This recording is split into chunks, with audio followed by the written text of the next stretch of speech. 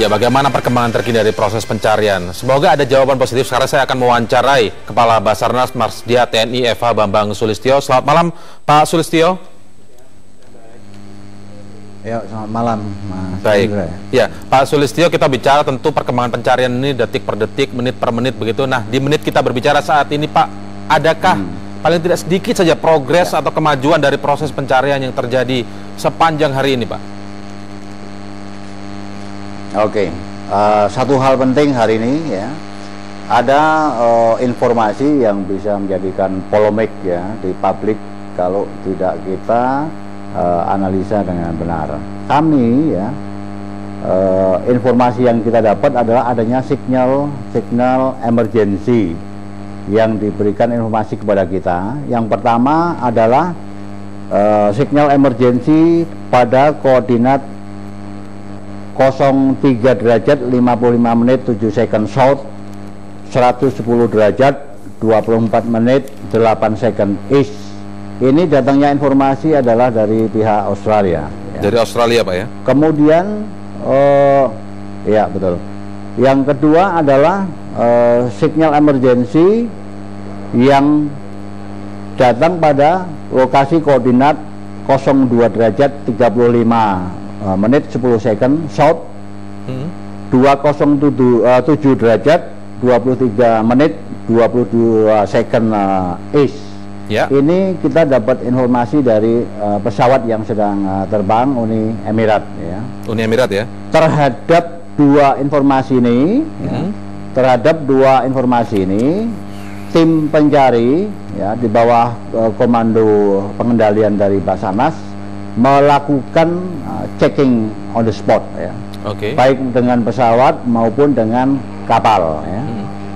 Untuk posisi yang nomor 1 itu tidak ditemukan adanya serpihan maupun pecahan-pecahan yang diduga bagian dari pesawat. Nihil jadinya, Pak ya? Jadi nil. Kemudian di nihil ya untuk yang posisi 1 ya. Kemudian di Basarnas ada sistem yang namanya LUT ya. Local User Terminal. Ini adalah sistem yang bisa menangkap signal emergency. Pada waktu kita reset sistem kita ini, maka ternyata di loadnya yang ada di Basarnas juga menangkap meskipun sangat lemah. Sangat lemah.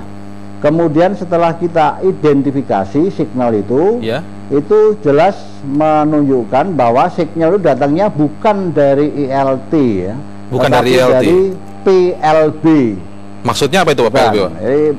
PLB.